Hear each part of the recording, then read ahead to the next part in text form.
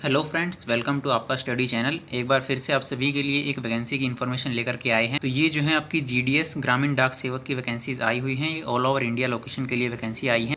इसके अंदर जो टोटल पोस्ट हैं वो हमारी 38,926 पोस्ट हैं। आप यहाँ पर देख सकते हैं 38,926 ग्रामीण डाक सेवक की पोस्ट हैं, जिसको हम बीपीएम, एबीपीएम या डाक सेवक के रूप में ये पोस्ट निकाली गई हैं। मतलब कि बीपीएम होता है ब्रांच पोस्ट मास्टर, एबीपीएम होता है असिस्टेंट ब्रांच पोस्ट मास्टर और तीसरा होता है डाक सेवक। एप्लीकेशन फॉर्म जो है वो आपको इस वेबसाइट पर जाकर के अप्लाई करना होगा, ऑनलाइन फॉर्म फिल करना होगा। जो आप स्क्रीन पर देख सकते हैं indiaposttgsonline.gov.in, ये लिंक जो है आपको वीडियो के डिस्क्रिप्शन में मिल जाएगा। आप डायरेक्ट क्लिक करके भी यहाँ से अप्लाई कर सकते हैं। इसके बाद बात आती है आपकी इसकी स्टार्टिंग और एंडिंग डेट क्या होगी, क्लोजिंग डेट और ओपनिंग डेट क्या है।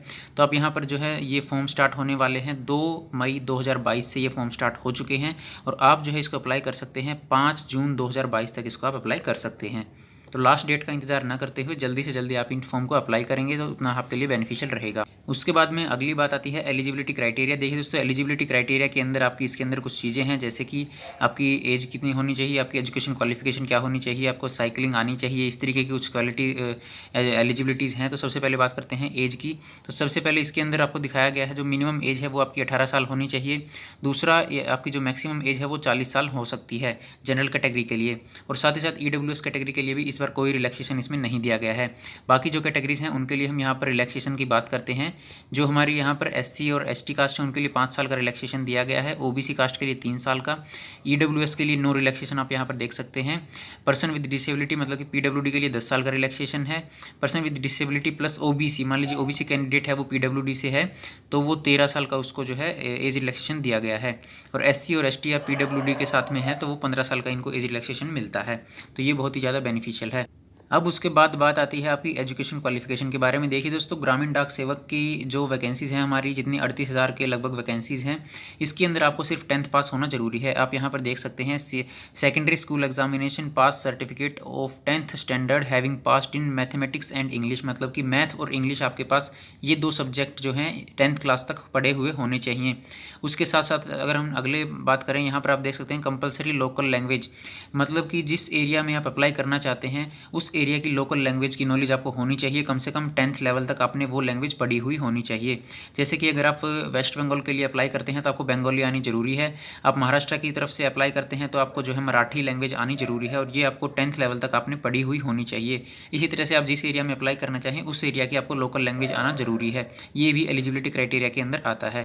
उसके बाद नेक्स्ट है नॉलेज ऑफ साइकिलिंग। आपको साइकिल चलाना आना चाहिए। ये भी आपकी एलिजिबिलिटी क्राइटेरिया के अंदर ही आता है। ये आप जब फॉर्म अप्लाई करेंगे तो आपसे पूछा जाएगा कि क्या आपको साइकिल चलाना आता है या नहीं। तो अगर आप नहीं करेंगे तो आपका फॉर्म एक्सेप्ट ही नहीं होगा, इसलिए आपको उसको यस ही करना होगा। और आपको साइकिल चलानी भी आनी चाहिए। अगली बात आती है हाउ टू अप्लाई, मतलब कि आप किस तरह से इस फॉर्म को अप्लाई कर सकते हैं। तो हमने जैसे स्टार्टिंग में बात की थी कि आपको इस वेबसाइट पर जाकर के अप्लाई करना होगा। indiaposttgsonline.gov.in पर आप क्लिक करेंगे तो आपको वहां पर जाकर के अपना रजिस्ट्रेशन नंबर जनरेट करना होगा। रजिस्ट्रेशन नंबर जनरेट करने के लिए आपको अपनी बेसिक इन्फॉर्मेशन देनी होगी। जो भी आपसे उस फॉर्म के अंदर पूछा जाएगा आपको वो इन्फॉर्मेशन देनी होगी, जैसे आपका नेम, आपका फादर या mother name, mobile number, email ID, date of birth, gender, community, PWD status, और किस स्टेट से आपने 10th पास की है, आपने 10th के अंदर कौन सी आपकी लैंग्वेज आपने पढ़ाई की है। हिंदी की है तो आप हिंदी करेंगे, या फिर आपने कोई और लोकल लैंग्वेज स्टडी की है जिस एरिया से आप अप्लाई करना चाहते हैं तो वो भी आप सिलेक्ट कर सकते हैं। आपने किस ईयर में 10th पास की है ये भी आपको फिल करना होगा। स्कैन फोटोग्राफ और स्कैन सिग्नेचर, ये चीज़ें आपको जो है अपने रजिस्ट्रेशन नंबर को जनरेट करने के लिए ये फॉर्म फिल करना होगा और सबमिट करना होगा। उसके बाद में आपके सामने एक रजिस्ट्रेशन नंबर जनरेट हो जाएगा। उस रजिस्ट्रेशन नंबर को आप नोट करके रखें या फिर आपकी मेल या SMS के थ्रू भी आपको भेज दिया जाएगा। एक बात का जरूर ध्यान रखें, आपका जो मोबाइल नंबर और ईमेल आईडी, ये 2 चीज़ें ऐसी हैं ये आपकी बिल्कुल एक्टिवेटेड होनी चाहिए हमेशा के लिए, जब तक कि इसका प्रोसीजर कंप्लीट नहीं हो जाता है। इन वैकेंसीज के अंदर आपका कोई भी रिटन एग्जाम नहीं है, कोई भी इंटरव्यू नहीं है, डायरेक्ट मेरिट लिस्ट पर और डॉक्यूमेंट वेरिफिकेशन के ऊपर आपकी भर्ती हो जाती है। तो इसलिए आपको जितनी भी इन्फॉर्मेशन है वो सिर्फ SMS, मोबाइल या मेल के थ्रू ही दी जाएंगी। तो इसी वजह से आप मेल आईडी और मोबाइल नंबर का खास ध्यान रखें। अब बात करते हैं आपकी जो फीस कितनी लगती है। देखिए दोस्तों, जनरल कैटेगरी के लिए आपकी जो है 100 रुपये फ़ीस लगती है। इस फीस के अंदर जो है किन किन को छूट दी गई है वो हैं जितनी भी गर्ल्स होंगी, लेडीज़ होंगी 40 साल तक की उम्र के लिए जो भी अप्लाई करना चाहेंगी, किसी भी लेडीज़ के लिए कोई भी फ़ीस नहीं दी गई। SC ST कैंडिडेट्स और PWD कैंडिडेट्स के लिए भी कोई भी फ़ीस नहीं मांगी गई है। अब बात आती है फॉर्म अप्लाई करते टाइम आपको कौन कौन से डॉक्यूमेंट्स अपलोड करना जरूरी है जो आपके लिए मैंडेटरी। सबसे पहले आता है रिसेंट फोटोग्राफ, मतलब कि एक आपका फोटोग्राफ होना चाहिए, स्कैंड कॉपी होनी चाहिए, वो 50 KB से ज़्यादा ना हो उसका साइज़। दूसरा आता है स्कैंड सिग्नेचर जिसका साइज़ 20 KB से ज़्यादा ना हो।